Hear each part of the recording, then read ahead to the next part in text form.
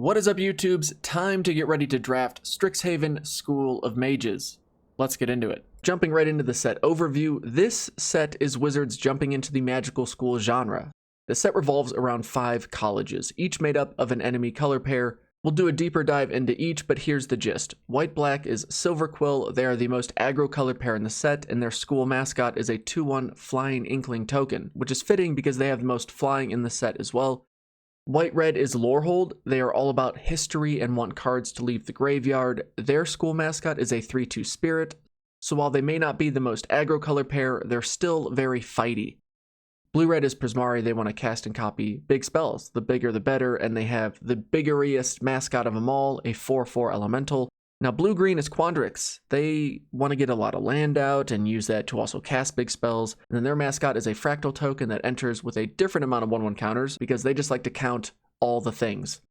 And then Witherbloom is black-green. Life gain is the name of the game, and they create pests, little 1/1s that when they die gain you a life. It's a little sad, but as we'll see, can be very effective. Moving on to the mechanics, which all revolve around spells and spells matter. The first new mechanic is Magecraft. It just says when you cast or copy a spell, do a thing or something happens. Simple. Got it. Then there is Ward, which says when things with Ward become the target of a spell or ability, counter it unless that opponent pays an additional cost, like life or mana. Simple. Got it. Lastly, there is the Learn mechanic and the new Lesson cards. There are 21 cards with Learn and 20 Lesson cards in Strixhaven. When you Learn, you either discard a card to then draw a card, or the far better option is when you Learn, you go to your sideboard, get a lesson card, and put it in your hand. The lesson cards are all sorceries, and because they can be snagged from the graveyard, are often overcosted and not the most efficient way to answer a problem, but that can be a price you're more than willing to pay, especially when you can get that card as an added benefit to whatever you learned from. The Learn lesson mechanic is simple to understand, but not so simple when it comes to valuing them in a draft. There's not a succinct way to immediately understand which ones are good or bad for every deck, but as a general rule of thumb, I say all the rare and uncommon Learn cards are good, and will most likely make your final deck if you wind up in those colors. The commons are good too, but I find them more build dependent. The white Learn cards lean more towards aggro, as does red, but red and black lean more closer to the mid game, with green and blue towards the mid to late game. The lesson cards are all over the place. We have colorless ones that many decks may want, and then there's the rares, and there's spells that create your mascot creature tokens, but they have hybrid mana costs, so many players may be happy putting them in their main deck. The point is, the lesson cards add this unique element to playing and drafting Strixhaven. The fact we can fetch them from the sideboard with Learn brings an unusual consistency factor and creates a steeper learning curve to the set. Even though Wizards designed them to be less than ideal, or potentially slower than some situations may allow for, or some builds may want, that doesn't mean they only belong in the sideboard. If you want, hit that subscribe button. You can check out my draft videos I'll be uploading so you can see how I tackle this set and valuing those cards, especially as we get to better understand Strixhaven and the drafting environment. Moving on to what's in each type of draft booster pack, and this is the case for both Paper and MTG Arena, but each pack has the classic rare or mythic, 3 uncommons, but only 9 commons. In each pack, there's a dedicated lesson card slot, so it can be anything from a common to a rare, and instead of the basic land slot we've often seen, there is no basic land in these packs. Instead, we have the mystical archive cards, which, yes, these cards are playable in any draft or sealed event you're in. The mystical archive is made up of these 63 instants and sorceries from throughout Magic's history. There's some really good cards, like Lightning Bolt, waiting for us here, although some are just not so good, like Revitalize. I don't think I've ever played Revitalize. Although we are unlikely to run into a specific card in every draft, they do keep the little what-if scenario in the back of your mind. I'll just recommend after this video, check out my review video if you want to know what's in the Mystical Archive, or at least know what the pricey cards are, so you can windmill slam those in your paper drafts, and I always like to make sure I know what the expensive cards are before I open up packs in a draft. Now, time to dive into those Strixhaven cards. So let's do our monocolor review first, starting with white. And what does white bring to the table? Well, they have the most amount of flying in the set. It has the most amount of Magecraft in the set, if we include the hybrid and gold cards it's a part of. It has the second most amount of instant speed plays, and there's also a good amount of 1/1 counters being added to creatures, so that's how white helps their creatures scale into the mid and late game. The set looks like it's going to be slower, because creatures are generally smaller and do better at blocking than attacking. But if you want to know where the aggro plan is going to show up, it's with white. Most likely in black-white, with white-red having that option in some builds, but either way, white is leading the charge. Best commons are Pilgrim of the Ages, which is just a personal favorite because it doesn't fix your lands, but helps you make sure you hit your land drops, and that just feels good. It also gives you a bit of value if you need Graveyard Leaves effects with Lorehold. Next, I have Combat Professor. I just like it a lot. A 2/3 flyer in this set means it's able to block most flyers, and it helps your creatures get in there or trade up with it, giving that +1/+0 and essentially Vigilance at the start of combat. And at the very least, it's a 3/3 flyer with Vigilance for 4 mana. It's just really solid for limited. Expel is a great instant removal spell in this format, provided your opponent's creature is tapped and they don't have some weird bird creature letting them untap it, or keep it untapped for your turn when you finally have your mana available. Moving on to blue, what does blue do? In this set, a bit of everything. It is focused on getting and winning the mid and late game. It has the most amount of instant plays, solid evasion with some flyers and unblockable creatures, and a lot of card draw. Best commons are Frost Trickster, a 2/2 flyer that for 3 locks down a creature for 2 turns. Bury in Books can be a huge tempo swing. Use it to fizzle a combat trick or slow your opponent down as they try to get in with their attacking creatures. Or it just removes tokens, which in this set are everywhere since each school has their mascot token they create. And the third best common I think is harder to find in blue because it will depend on your game plan, but I do like Pop Quiz quite a bit. It is solid in most instances. On your opponent's end step, you can draw a card, then get the lesson you need to answer whatever they just played. And of course, Magecraft is a thing too. It just feels like a really solid card. Now moving on to black, we have a lot of instant speed plays as well, and it brings a lot of removal and, believe it or not, card draw, which everyone likes to draw cards. This color is also better than it was in Kaldheim, meaning it's playable, so that's good. Best commons, Mage Hunter's Onslaught, because removal is always helpful, and the fact that it ensures your opponent is losing some life means it can be a solid finisher, especially if the board gets gummed up late. Then I like Lash of Malice quite a bit. As a 1 black instant speed removal spell, it can trigger Magecraft, it can just remove those early plays your opponent's got going. It's just a solid instant speed interaction spell. And the third I have is Hunt for Specimens. Getting a 1/1 for 2 mana isn't great, but letting you learn off it makes this far better. And I think the learn ability helps it scale better into the mid and late game as well, helping you find something and potentially leaving your mana available that you can actually play that spell that turn. Yeah, I just like the card. Moving on to red, it has the most amount of learn in the set, it has good removal, and its ability to create treasure tokens, although the treasures are often expected to be used for playing big Prismari spells, but it does mean red is the easiest color to handle a splash in. Best commons are Heated Debate. Some may want to argue it, but it cannot be countered, so better luck next time. It's a solid instant speed spell that takes care of a strong majority of creatures or the occasional planeswalker in the set. Pigment Storm takes out a big creature and then does a little damage to your opponent, or takes out a little creature and does bigger damage to your opponent. I like it more if I have Magecraft synergies going on as well, but again, it's just a solid removal spell. And third, I have Illustrious Historian. It's a 2/1 for 2 mana, which is whatever, but the fact it can remove itself from the graveyard and give you a 3/2 at instant speed is just nice. But be sure to not forget that it is over there in your graveyard. Now with green, green is big in the set. It unsurprisingly has the biggest creatures, it has a good amount of life gain and trample, which I always like trample unlimited. And our best commons are Bayou Griff, which if you can wind up in black-green and play a lot of 1-drops and get this thing down turn 2, you can show your opponent the meaning of aggro. I mean, look at that face. Then Professor of Zoomancy adds 5 power and 4 toughness for 4 mana. It's just really solid and a good efficient card. And Mage Duel I like a lot because green often needs removal or interaction, and this is a great option for that, albeit at sorcery speed, so be careful to not get blown out by your opponent playing some instant speed shenanigans. Now let's move on to the colleges, and then we'll get into the rankings of the colors and colleges as well. And then to look at the good old colorless and artifact spells, they help support each college's game plan with a few cards for each. They help fix our mana if we're trying to splash or ramp into bigger spells with Letter of Acceptance and Campus Guide, who puts a basic on top of our library. But then Strixhaven Stadium is a card I'm not a huge fan of, but if you do win a game with it, come back and share the story down in the comments. I want to see a wall of like ESPN's top 10 wins in the stadium. We also have artifacts that help us attack and really benefit the aggro game plans. Team Pennant I love in the red-white and white-black game plans because it only costs 1 to equip to tokens, but it works great with those big fractal tokens too and elemental creatures. Zephyr Boots gives creatures flying, and this effect has been very effective in limited and will be good in this format as well.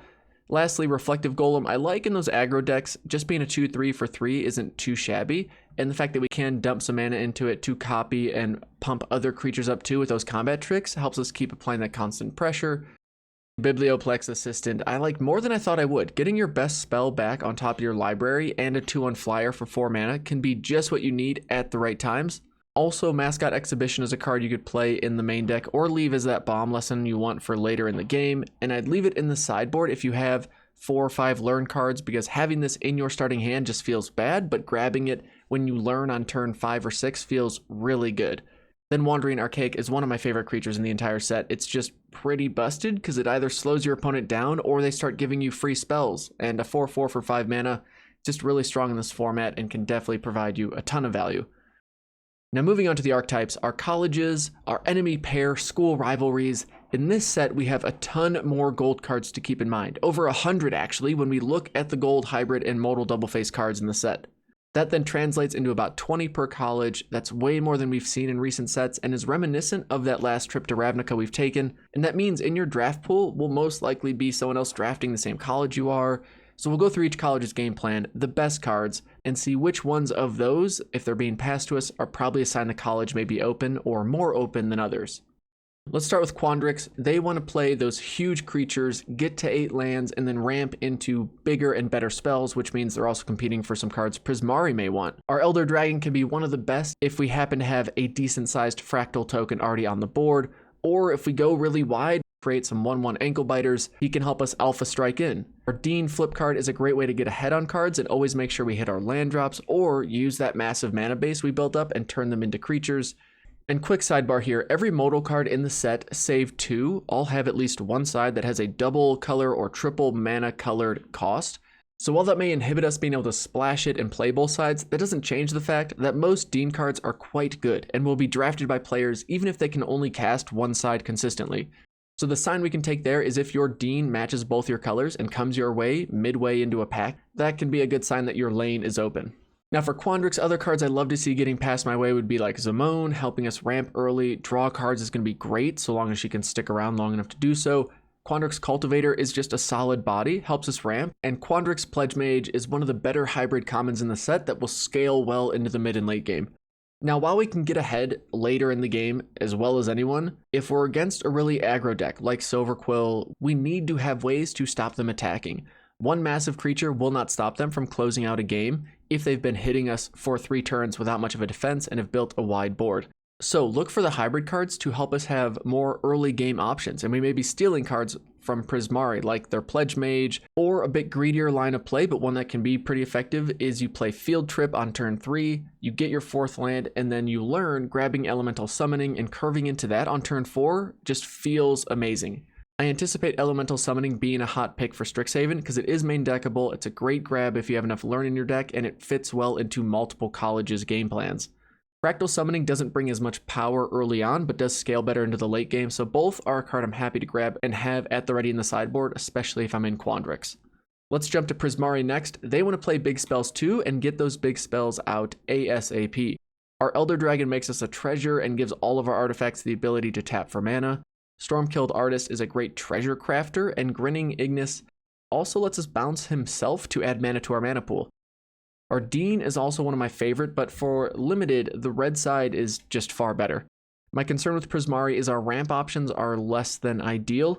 Cards like Magma Opus, Creative Outburst, and Elemental Masterpiece I want to cast. I don't want to have to discard them to create a treasure token because it just feels awful. I don't want to ever have to do that unless absolutely necessary, because pitching a card for a one-time use 1 mana treasure is just not how you win games, especially in limited. My biggest caveat to this though is if you're lucky enough to have a card like Torrent Sculptor at the ready, and this thing will get huge off of those bigger spells you discarded, then I can see that line as justifying why you want to discard a card to get that big mana spell in your graveyard. But again, ideally I'm not having to discard my top end cards just to create a treasure. Our early plays I do like quite a bit, but they are contested, like Prismari Pledge Mage with other colleges. Rutha is nice because she blocks well on the ground and provides that spell copying ability later on. Another solid turn 3 play is Spectacle Mage, which helps us curve nicely into something like Elemental Summoning or Pigment Storm. Then once we're into the late game, we can play our huge spells, take over a game with a spell like Crackle with Power. The last thing I'll say here is I like Magecraft, but I think it's somewhat overrated and not something I am often building around. I look at it as more of a nice to have bonus with some of our creatures. If you can get a lot of it, it's going to feel really good, but I don't expect it to be as consistent as I was initially hoping when I first saw the set. So, Okay, moving on, Lorehold. We are focused on spirits and getting cards out of our graveyard. Volumachaius is just coming out swinging and probably wins you the game in a turn or two without his fancy free bonus spell. Hofri clearly likes to see battle, but this color pair is not the most aggro, and I'd say it has the biggest hill to climb when it comes to making its game plan work. Most of their high value gold cards are either expensive, which means they're having to compete with other colleges' top plays as well, which we just saw are quite good, or they're needing more cards around them to provide that kind of value. Quintorius is awesome, but requires cards in the graveyard and ways to get them out immediately to make him worth it. Relic Sloth is a beast of a creature, but doesn't benefit the synergy Lorehold's going for very much, and Lorehold Apprentice is nice, but also requires a good board presence to add that additional value. When it comes to drafting this college and how I'll usually end up in Lorehold, assuming I don't open a bomb mythic like our Elder Dragon, is I'll try and pick up good early plays like Igneous Inspiration, Heated Debate, or Professor of Symbology, and as I pick up those monocolor cards I need or want that would work in other colleges, I'll get pulled into Lorehold because I start to notice the high power level cards and their gold cards are getting passed to me. Or if I get rares that work really well in Lorehold, like Conspiracy Theorist, because it gets cards in and out of our graveyard. Our Dean of Chaos helps us also get cards where they need to be, while the Dean of Order helps our creatures have the stats we need them to. But not every gold card is on the same power level. Thrilling Discovery and Stonebound Mentor do not mean this is the college to just jump into, but cards like Venerable Warsinger, Myla, and Radiant Scroll Wielder would make me feel better about jumping into Lorehold. You can go more aggro, you can try and play for that mid to late game, but just understand if you're going for the late game, you're going to have to compete with creatures that are bigger than yours, so you either have to go wide and have a way to get in for damage or get around your opponent. Moving on to Silver Quill, which has the most aggro game plan, especially with all the flying they have. Our Elder Dragon is an interesting one since you have to pick two options or no options. You can't only benefit yourself with his attacking triggers. Our goal here is to be aggro and be unstoppable from turn one. We have a lot of removal, especially with our gold cards, and these are what help us keep our opponent's plays at bay and allow us to handle their bigger spells.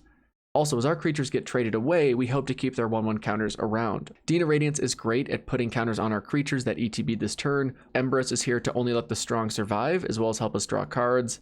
And then other cards I'm excited to build around are Spiteful Squad, Shadewing Laureate, and Tenured Inkcaster. All of them help us generate counters or get value from having counters on creatures.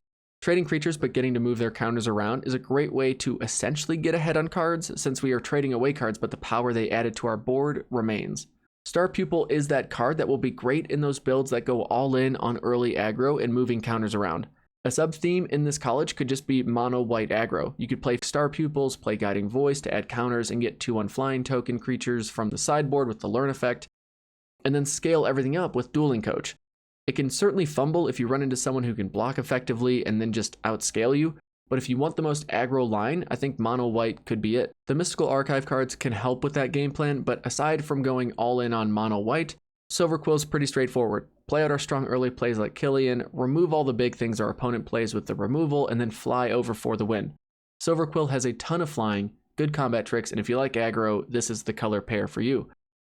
Moving on to our last college, Witherbloom. It's always near the top of my list because I think it's just a lot of fun to play. I like how it makes tokens with our Elder Dragon. I like draining my opponent out, which we see with our Apprentice, and I like how aggro it can be if we get multiple Bayou Boys and those early sacrifice options for it to get down on turn 2 or 3.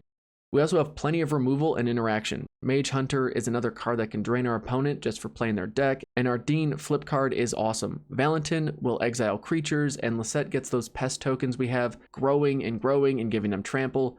She probably provides the most value to a wide board out of any card in the set, and that's a lot of value you get for just paying 1 extra mana when you gain life. She can easily take over a game if our opponent thinks they will outscale us. If our opponent wants to gum up the board though, we don't mind. Dina will sip her brew and watch our opponent whittle away, or we will show them what a big creature looks like with Daemogoth Titan or Woe Eater. I mean, sure, we have to feed them pest tokens, but the game won't last very long if they're around. All in all, I really like Witherbloom's game plan. I think its gold and hybrid cards are more consistent, supporting the same game plan, and that's why as we move on to the rankings, I have it in that top tier. As well as black and green being the best monocolors in the set, with blue on that line of tier 1 or tier 2, red and white though are dropped down into tier 2. This means I'm happier starting my drafts with a black, green, or blue card first over the others if there's no clear gold card. Reason being, hopefully one of those tier 1 colleges like Witherbloom, Quandrix, or Silverquill are open. Prismari and Lorehold I have in the bottom tier because I think Prismari will have a lot of competition for most of their early plays, And I think they get outscaled by Quandrix. And then I have Lorehold as the weakest college because their game plan feels the weakest and is the hardest to get going, needing multiple things to happen for them in a game. And to wrap this video up, let's get into the drafting tips to help you take down your drafts or sealed events. The first is the pace of the set is slower, but don't be greedy, assuming you can just get to turn 6, no problem. Removal is important, especially cheap removal, which we can also find in the Mystical Archive cards. That then has me valuing those premium creatures above premium removal. Just make sure you're not relying on removal spells that are all 4 to 6 mana value, because that's just not going to work. There will always be players in draft pods fighting over the same college's cards. Staying open can lead to more powerful builds, even if you switch later than you're used to in a draft. The learn cards are strong, and the flexibility they offer is worth the overcosted spells they get us. I think the lesson cards are strong, but generally better off left in the sideboard. Not always, but most of the time. Magecraft is something to be thought of as a bonus, not a build around. When it comes to deck building, even though we have that higher spell focus, I'm sticking with the traditional deck building guide of 17 lands, potentially 18 if I'm in Quandrix or Prismari or Splashing, 14 to 17 creature spells, and then 6 to 8 non-creature spells. Lastly, remember there are a lot of good 1-mana spells that can ruin your plans, especially with the Mystical Archive cards. So don't play scared, but also don't walk that early play that's meant to be a mid to late game engine into block for no reason other than to save you a couple hit points. Most of the time, it's just not worth it. But that's going to do it for me, folks. I hope this guide helps you. If you have any questions, if you have any feedback for me, or just want to say you appreciate the guide, leave me a comment. I would much appreciate it. And of course, hit that like button to let YouTube know to keep recommending this video. Shout out to Card Kingdom. They're the best. They sponsor the channel. If you want to get a box to draft with friends and can't get to an LGS to pick one up, check out Card Kingdom. They got you covered for sealed stuff, commander decks, singles, all of it. You can use my affiliate link in the description below. It just lets them know I sent you. And of course, thank you to my patrons for sticking with me, helping me make this content possible. I can't thank y'all enough. You guys are amazing. Thank you. Now it's time to get drafting. Good luck in your drafts. We'll see you in the next video. Take it easy. Peace.